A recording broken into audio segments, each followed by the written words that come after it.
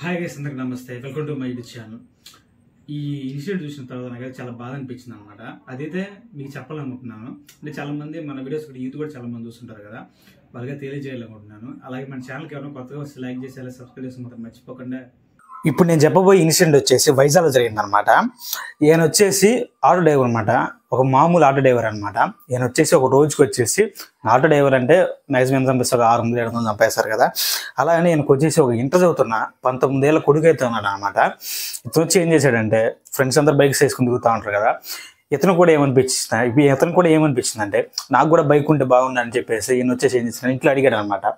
వాళ్ళు వచ్చేసి ఏం చెప్పారు, నీ వయసు తక్కువ ఏదో చెప్పుంటారు కదా, ఇంట్లో సర్ది చెప్తా ఉంటారు కదా, అలా చెప్పడమే జరిగింది. ఈ అబ్బాయి అయితే ఏం చేశాడంటే, మీరు బైక్ కొనియండి అని చెప్పేసి వాళ్ళని బెదిరియడం, నేను అది బైక్ కొనిపోతే నేను చనిపోతా అని వాళ్ళ ఇంట్లో వాళ్ళ పేరెంట్స్ని అయితే ఇతనైతే ఇబ్బంది పెడతా ఉన్నాడు అనమాట. ఎవరైతే అబ్బాయి అయితే ఉన్నాడో ఆటో డ్రైవర్ కొడుకు, ఆటో డ్రైవర్ ఎవరైతే ఉన్నారో ఆయనకు వచ్చేసి ఈ కొడుకే కాకుండా కూతురు కూడా ఉందన్నమాట. ఆమెకు వచ్చేసి హెల్త్ బాగాలేదనమాట.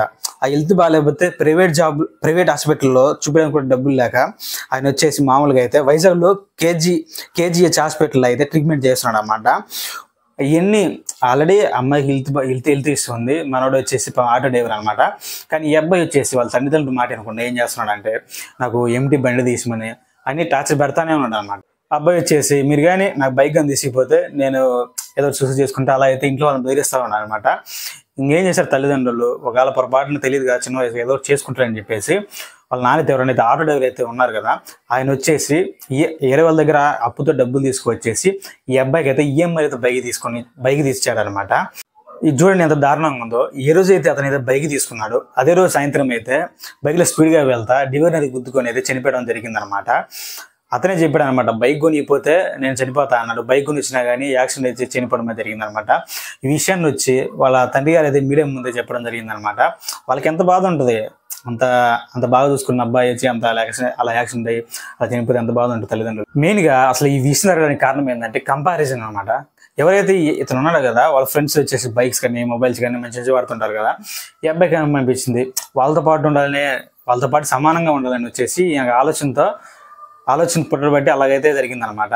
ఏంటంటే వాళ్ళు బాగున్నారు కదా, నేను కూడా అటు ఉండొచ్చు అనేసి ముందు ఏం చేశాడు, ఇంట్లో టార్చర్ పెట్టేసి బైక్ అయితే తీసుకోవడం జరిగింది. చివరికి అయితే ప్రాణాలు అయితే కోల్పోయాడు అనమాట. నేనైతే ఈ వీడియో చూస్తున్న యూత్ కదా ఒక విషయం అయితే చెప్పాలనుకుంటున్నాను అనమాట. ఎవరితో కూడా మనం కంపారిజన్ చేసి పెట్టుకోకూడదు అనమాట.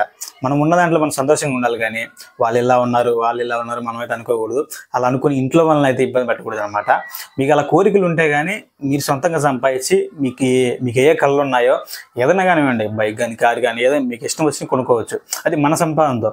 కానీ ఇంట్లో వాళ్ళు మీరు టార్చర్ పెట్టి అలా కొనుక్కోవడం అయితే వాళ్ళకి బాధే మనకు బాధే అనమాట. చివరికి ఇది వీడియోలో చెప్పాల్సింది అనమాట. మన ఛానల్కి ఎవరైనా కొత్తగా వస్తే లైక్ చేసి సబ్స్క్రైబ్ చేసి మాత్రం మర్చిపోక.